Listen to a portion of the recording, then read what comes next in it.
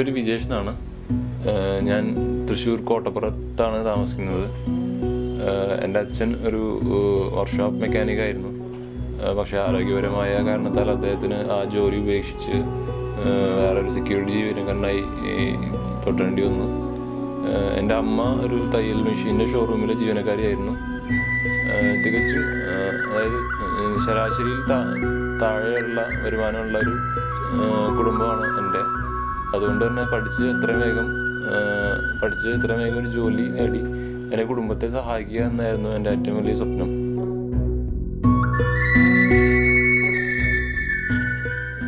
ഞാൻ തൃശ്ശൂർ സീമൻ സ്കൂളിലായിരുന്നു പഠിച്ചിരുന്നത്. അവിടെ പഠനത്തോടൊപ്പം തന്നെ സംഗീതവും ഞാൻ അഭ്യസിച്ചിരുന്നു. എനിക്ക് അതിൽ ഇൻട്രസ്റ്റ് ഉണ്ടായിരുന്നു. അതുകൊണ്ട് തന്നെ ആ സമയങ്ങളിലൊക്കെ പല സ്ഥലങ്ങളിലും കച്ചേരികളിലൊക്കെ ഞാൻ പങ്കെടുത്തിട്ടുണ്ട്. അതുപോലെ സ്കൂൾ തലത്തിൽ, ജില്ലാ തലത്തിലൊക്കെ നിരവധി സമ്മാനങ്ങളും എനിക്ക് കിട്ടിയിട്ടുണ്ട്.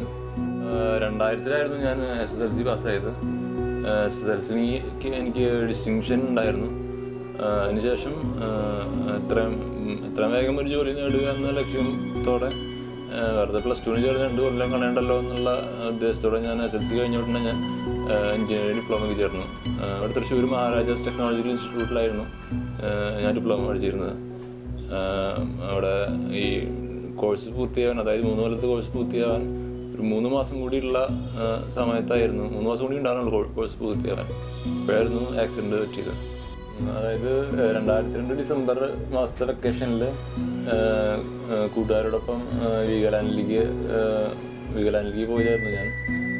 അവിടെ വെച്ച് ബക്കർ ഷവർ എന്ന് പറഞ്ഞ റൈഡിൻ്റെ മുകളിൽ നിന്ന് സ്ലിപ്പായി താഴെ വീഴായിരുന്നു. താഴെ വീണ ഉടനെ എൻ്റെ സ്പൈനൽ കോഡിന് ക്ഷതം സംഭവിക്കുകയും അതോടൊപ്പം തന്നെ കഴുത്തിന് താഴെ ഫുൾ പാരലൈസ് ആവുകയും ചെയ്തിരുന്നു ആ സ്പോട്ടിൽ വെച്ച് തന്നെ. പിന്നീട് എൻ്റെ സുഹൃത്തുക്കളും പിന്നെ ലൈഫ് ഗാർഡ്സും ഒക്കെ ചേർന്ന് എന്നെ എടുത്ത് ഫസ്റ്റ് എയ്ഡ് പോസ്റ്റിലേക്ക് എത്തിക്കുകയായിരുന്നു ചെയ്തത്. അവരെല്ലാവരും കൂടി ഫസ്റ്റ് എയ്ഡ് പോസ്റ്റിൽ എത്തിയപ്പോൾ അവിടെ കാണാൻ പറ്റിയത് എന്താണെന്ന് വെച്ചാൽ അവിടെ സാധാരണ സാധാരണ ഡ്രസ്സ് ഇട്ടിട്ട് ഒരാൾ ഉണ്ടായിരുന്നു. അപ്പോൾ ആൾ പറഞ്ഞു, ഇങ്ങനെയൊക്കെയാണ് സംഭവം, ഇങ്ങനെ ഒന്ന് കഴുത്തിന് താഴെ ഒന്നും നനക്കാൻ പറ്റില്ല എന്ന് പറഞ്ഞപ്പോൾ ആൾ പറഞ്ഞു കുറച്ച് നേരം അവിടെ കയറി കിടക്ക്, കുറച്ച് കഴിഞ്ഞാൽ മാറിക്കോളും എന്നൊക്കെ പറഞ്ഞ് ആളവിടെ കയറ്റി കിടക്കുക ചെയ്തിട്ട് ഇതിന് ശരിയായിക്കോളും എന്നൊക്കെ പറഞ്ഞു. വെള്ളത്തിൽ വീണ് എൻ്റെ മറിയിപ്പാവും, അത് കുറച്ച് കഴിഞ്ഞാൽ മാറിക്കോളും എന്ന് പറഞ്ഞ് എന്നെ അവിടെ കിടത്തി കുറച്ച് നേരം. അവിടെ കിടത്തി ഒരു 1-2 മണിക്കൂർ കഴിഞ്ഞ ശേഷം ആൾ പറഞ്ഞു, ഇനിയിപ്പോൾ നിങ്ങൾ കാറിലേക്ക് എടുത്ത് കൊണ്ടുപോകും, കുറച്ച് ഞാൻ ഓക്കെ ആയിക്കോളും, പേടിക്കേണ്ട ആവശ്യമൊന്നുമില്ല എന്ന് പറഞ്ഞ്. അപ്പോൾ അങ്ങനെ പറഞ്ഞതനുസരിച്ച് എൻ്റെ കൂട്ടുകാരൻ എന്നെ അവിടെ നിന്ന് എടുത്ത് കാറിലേക്ക് കൊണ്ട് അടുത്ത് വെച്ചത്. കാറിലേക്ക് കൊണ്ട് കിടത്തി ഞങ്ങൾ അങ്ങനെ അവിടുന്ന് തിരിച്ച് വീട്ടിലേക്ക് പോരാൻ ഓൺ ദ വേ എനിക്ക് ഭയങ്കര ഷിവറിങ്ങും ഭയങ്കര പനിയൊക്കെ ഉണ്ടായി ഓൺ ദ വേ. അപ്പോൾ എല്ലാവർക്കും ആകെ പേടി, എന്താ സംഭവം എന്നറിയാണ്ട്. പിന്നെ അങ്ങനെ വരണ വഴിക്ക് തൃശ്ശൂർ ജൂബിലി മിഷൻ ഹോസ്പിറ്റലിലേക്ക് നേരെ എന്നെ കൊണ്ടുപോയി ചെയ്തത്.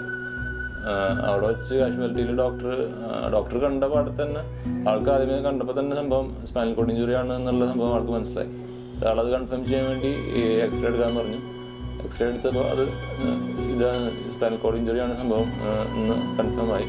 എന്നിട്ട് ആൾ അവിടുന്ന് കുറച്ചും കൂടി അഡ്വാൻസ് ട്രീറ്റ്മെൻറ്റിനായിട്ട് അവിടെ തൃശ്ശൂരിൽ തന്നെയുള്ള ഒരു മെട്രോപൊളിറ്റൻ ഹോസ്പിറ്റലിലേക്ക് എന്നെ റെഫർ ചെയ്താണ്. അപ്പോഴേക്കും എനിക്ക് കിട്ടേണ്ട ഫസ്റ്റ് എയ്ഡിൻ്റെ സമയം അതിക്രമിച്ച് കഴിഞ്ഞിരുന്നു. പിന്നെ അങ്ങനെ തന്നെ ഹോസ്പിറ്റലിൽ കയറ്റി അവിടെ നേരിട്ട് ICUലേക്ക് കയറ്റി. അങ്ങനെ ICUയിൽ കിടന്ന് അങ്ങനെ അവിടെ ആ ഹോസ്പിറ്റലിൽ അങ്ങനെ ഒരു 3 മാസക്കാലം കണ്ടിന്യൂസ് ആയിട്ട് ആ ഹോസ്പിറ്റലിൽ തന്നെ കിടക്കേണ്ടതായിട്ട് വന്നു. അന്ന് അഡ്മിറ്റ് ചെയ്യുന്നത്.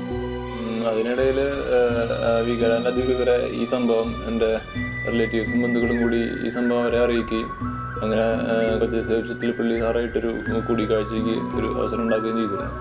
അങ്ങനെ എല്ലാവരും കൂടി അവരൊക്കെ പോയി ആളെ മീറ്റ് ചെയ്യും. അങ്ങനെ ഒരു പ്രാഥമിക തന്നെ സഹായം എന്നുള്ള നിലയ്ക്ക് 50,000 രൂപയുടെ ഒരു ചെക്ക് അത് കൈമാറി.